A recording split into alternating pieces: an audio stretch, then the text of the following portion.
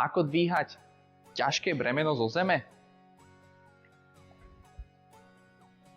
Ak to robíte takto, tak určite vás čaká termín u nás, pretože si časom zničíte váš chrbát a vaše platničky.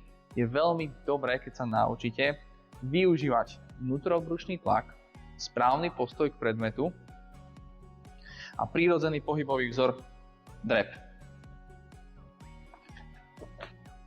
Takéto dvíhanie vie ovplyvniť váš aj stred tela, ale zároveň aj chrbtové svalstvo a vaše platničky. To znamená, poďme si to dať krok po kroku. Keď si dáme postoj na šírku našich bedrových klbov, prípadne o niečo širšie, samozrejme nechceme byť príliš veľmi naširoko, ale zároveň nechceme byť ani na úzko. Prirodzene dáme nohy mierne od seba. Následne je dôležitá aktivácia vnútrobrušného tlaku. Táto aktivácia vnútrobrušného tlaku nám pomôže zastabilizovať trup pádu.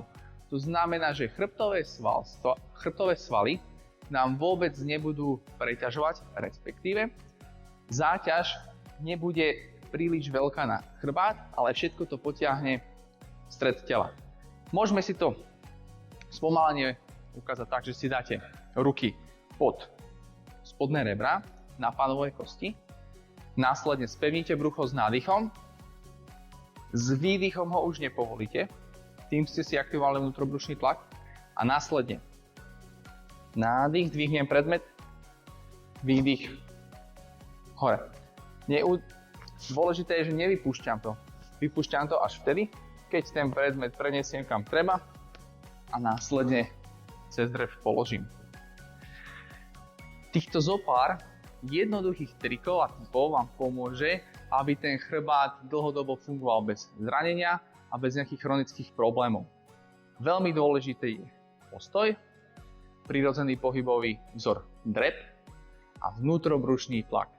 Ak máte náhodou otázky, ako preniesť prípadne ešte ťažší predmet, ktorý musíte na viackrát, prípadne keď máte príliš veľa zdvíhania predmetov v práci a zaujíma vás, ako to vykompenzovať, kľudne nám napíšte do komentárov a zameriame sa na to v ďalších videách. Ahojte.